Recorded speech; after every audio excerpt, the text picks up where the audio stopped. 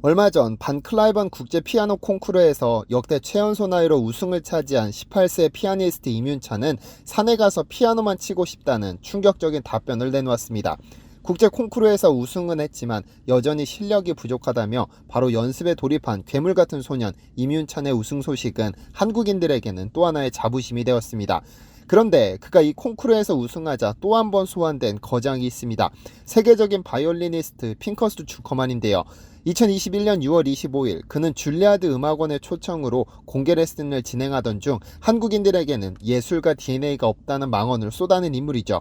해외 언론들이 나서서 절대로 건드려서는 안 될 인종이라는 영린을 건드렸다며 비난을 퍼부었지만 졸지의 예술가적 기질인 1도 없는 민족이 된 한국인들은 그렇게 큰 분노를 쏟아내지 않았습니다. 오히려 그가 불쌍하다거나 우물한 개구리일 뿐이라며 별일 아니라는 듯 넘어갔죠.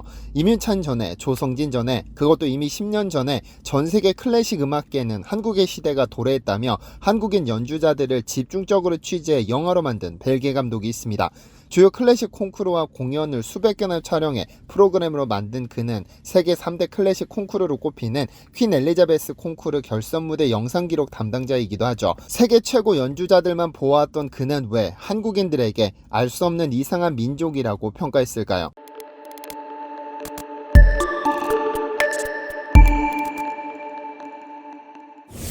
안녕하세요, 디스멘터리입니다.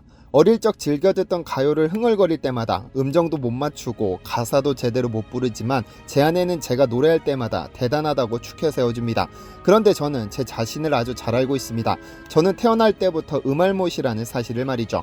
그래서 최연소의 나이로 반 클라이번 국제 콩쿠르에서 우승을 차지한 한국인 피아니스트 임윤찬의 연주를 보면서도 어디가 감동 포인트인지 어느 부분이 클라이맥스인지 잘 알지 못합니다. 그저 연출된 것이 아닌 음악에 완전히 빠져들어 나오는 표정과 제스처를 보며 눈치챌 뿐이죠. 솔직히 임윤찬님에게는 죄송한 이야기지만 저는 당신의 연주를 보며 제 채널에서 어떻게 다룰지를 생각하고 있었습니다. 죄송하게 생각합니다.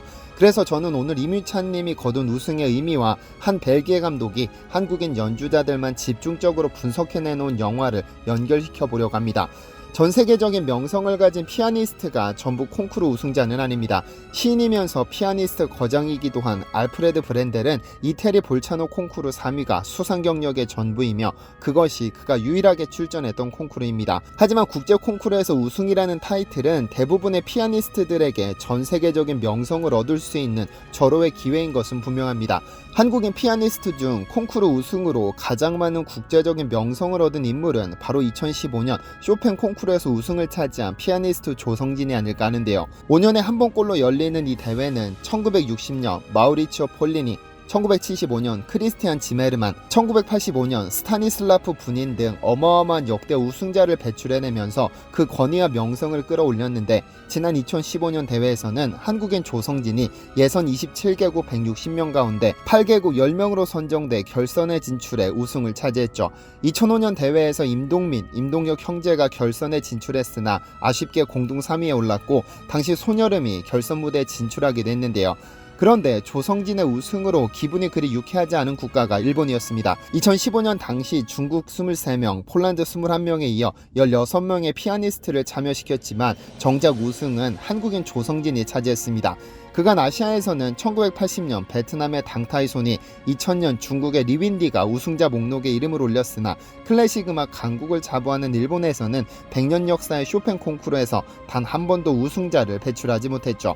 그리고 다음 대회까지 또 5년을 기다려야 하는데 결과적으로 2021년에 열린 대회에서 소리타 쿄에이가 공동 2위에 이름을 올리는 데 그쳤습니다. 일본의 공영방송 NHK는 일본인 피아니스트들이 두각을 드러내지 못하는 이유로 일본인 연주자들은 준비를 철저히 해서 잘 치긴 하지만 특별한 호소력이 없다는 평을 듣는다면서 전세계 클래식계의 인식을 전했습니다. 또한 스승이 가르친 것은 잘 따르지만 국제 무대에서 통하려면 스스로 생각하고 해석하는 능력을 길러야 한다며 일본인 연주자들의 분발을 촉구하기도 했는데요. 그런데 조성진 이후로 뜸한 것 같던 국제 콩쿠르에서 임윤찬이라는 피아니스트가 등장해서는 반 클라이번 국제 피아노 콩쿠르에서 역대 최연소 우승을 차지해버렸습니다.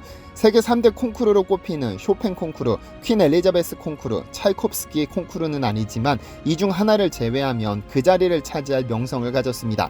1962년부터 매 4년마다 열리는데 임윤찬은 본선에 진출한 30명 중 최연소였고 60년 역사상 최연소 우승 기록을 세웠죠. 피아니스트 임윤찬에 대한 내용은 워낙에 많은 유튜버들이 다뤘기 때문에 저는 더 이상 다루지는 않겠습니다. 그런데 최근 한국인 연주자들이 전세계 클래식계를 평정하고 있습니다. 극단적으로 올해 상반기에만 전세계적으로 무려 25개의 국제 콩쿠르가 개최됐는데 무려 37명의 한국인이 수상의 영광을 안았습니다. 그런데 그 10명 중 3명이 10대라는 점이 더욱 놀랍죠. 그리고 이런 상황을 이미 2012년부터 예견한 이가 있습니다. 바로 벨기에의 티에리 로로 감독인데요. 그는 몇 달 전 조선일보와 가진 인터뷰에서 전세계 콩쿠르 우승자와 결선 진출자의 숫자만 놓고 보면 한국은 이미 미국과 러시아를 추월했다며 한국인 연주자들의 실력에 혀를 내둘렀습니다. 그는 올해 나이 64세로 세계 3대 콩쿠르 중 하나인 퀸 엘리자베스 콩쿠르의 현장 중계를 26년째 담당하고 있는데요. 퀸 엘리자베스 콩쿠르는 특이하게 여왕이 직접 수상하는 것으로도 잘 알려져 있는데 올해 열린 대회에서는 첼리스트 최하영이 한국인 최초로 우승을 차지하기도 했습니다. 그런데 무려 26년간 세계 최고 연주자들만 보아온 그는 특이하게 한국인 연주자들을 주제로 한 다큐멘터리를 무려 2개나 제작했는데요. 그는 최근 한국 연주자들이 산사태처럼 몰려오는 건 세계에서도 전례를 찾기 힘든 매우 독특한 현상이라고 평가합니다. 그리고 이러한 평가는 이미 2010년에 처음으로 그의 화두가 됐습니다. 그가 2012년 첫 번째 다큐 한국 클래식의 수수께끼를 제작한 계기입니다. 그는 세계적인 음악인에 대한 40여 편의 다큐를 연출하면서 콘서트 현장 중계만 1000회를 넘게 맡았습니다. 그런데 자신의 주업과도 같은 퀸 엘리자베스 콩쿠르 결승전에 매번 4-5명의 한국인이 진출하는 걸 보면서 호기심이 폭발했다고 하죠.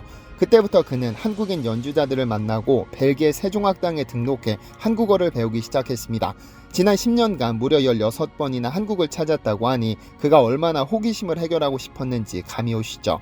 그렇게 2012년 한국 클래식의 수수께끼라는 다큐가 개봉했고 이는 벨기에 마틸드 왕비가 직접 찾아봤을 정도라고 하는데요. 그는 매번 퀸 엘리자베스 콩쿠르를 촬영해 프로그램으로 만들어왔다. 그런데 15년 전만 해도 한국인 참가자는 거의 없었는데 2003년부터 급증했다.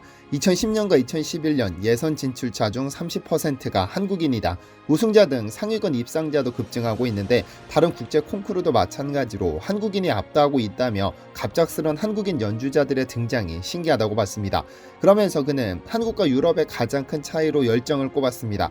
그것이 강요된 열정이든 자유로운 열정이든 말이죠. 서양 젊은이들은 더 많이 배우려는 열정을 잃은 것으로 보입니다. 집중을 방해하는 것이 너무나 많죠. 전 세계 어떤 나라에서 태어난 음악가든 하루 6시간씩 온 힘을 다해 공부해야 합니다. 성공의 다른 비결은 없습니다. 며 클래식 음악을 향한 한국인들의 움직임은 음악 역사상 유일무이한 사례다라고 강조했습니다. 매 3년 주기로 열리는 퀸 엘리자베스 콩쿠르는 피아노, 첼로, 성악, 바이올린 순으로 매년 부문별로 돌아가며 개최됩니다. 벨기에 왕가가 직접 주관하기 때문에 국제적으로 파급력도 상당하죠. 1938년부터 시작된 이 콩쿠르는 그간 구소련, 유럽, 미국 피아니스트들이 휩쓸었습니다. 그러나 로로 감독의 말처럼 1991년 백혜선 피아니스트가 4위를 기록한 이후로 거의 매 대회마다 수상자가 등장합니다. 2007년 임효선이 5위, 2010년 김태영이 5위, 2016년 한치호가 4위를 수상했고 2003년에는 임동혁 피아니스트가 3위로 선정되기는 했으나 편파 판정을 주장하며 수상을 거부했습니다. 그런데 더 놀라운 것은 본선 진출자 목록입니다.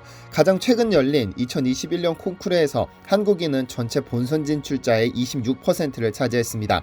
15명의 한국인 피아니스트들이 본선에 진출했는데 이는 러시아 10명, 일본 8명보다 많아 단일 국가 최다를 기록했죠. 아직까지 우승자는 등장하지 않았지만 2010년 5명, 2013년 13명, 2016년 24명, 그리고 2021년 15명까지 본선 진출에 성공하는 한국인 피아니스트 숫자는 계속해서 증가해오고 있는데요. 곧 우승자도 등장할 것으로 기대합니다. 그리고 위 수치는 피아노에 한정한 것이고 최근 한국인 최초로 우승한 첼로와 바이올린, 성악까지 합친다면 한국인들의 수상 목록은 훨씬 더 많습니다. 이러한 현상은 비단 퀸 엘리자베스 콩쿠르에 그치지 않고 전 세계 모든 콩쿠르에서 비슷하게 일어나고 있습니다. 로로 감독이 한국인들이 산사태처럼 몰려오고 있다. 이제 정말 한국의 시대다라고 표현한 것도 일리가 있습니다. 그리고 2차례에 걸친 다큐멘터리를 통해 한국인이 세계 클래식계를 지배하는 이유로 3가지를 꼽았습니다. 눈부신 경제성장, 한국종합예술학교와 같은 영재교육 시스템, 부모의 헌신적 지원이죠. 그는 철저히 개인 역량으로 승부하는 유럽과는 달리 한국은 모든 가족이 음악을 전공하는 아이의 성공을 위해 희생 희생하는 패밀리 프로젝트와 같다며 가족들의 희생은 유럽에서 좀처럼 찾아보기 힘든 한국적인 풍경이라고 강조했습니다. 그의 다큐멘터리에는 2015년 퀸 엘리자베스 콩쿠르 바이올린 부문에서 우승한 임지영 바이올리니스트의 우승 장면이 담겼는데 그 모습을 떠올리며 눈물을 흘리는 부모들의 모습이 고스란히 담겼는데요. 그러나 이런 로로 감독은 한국인 연주자들의 눈부신 성과 이면에 존재하는 성적 지상주의에 대해서도 조언을 아끼지 않았습니다.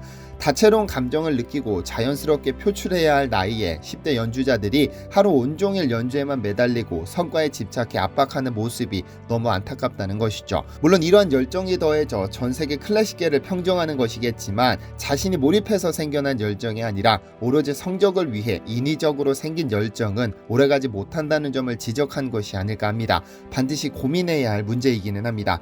IMF 시절 박세리 선수의 맨발 투혼을 보며 세리 퀴즈가 생겼습니다. 비슷한 시기 거구의 미국인 선수들을 삼진으로 돌려세우는 박찬호 선수를 보며 찬호 퀴즈가 생겼습니다. 한국인 최초 올림픽 피겨스케이팅 금메달리스트가 된 김연아 선수를 보며 꿈을 키운 연아 퀴즈도 등장했습니다.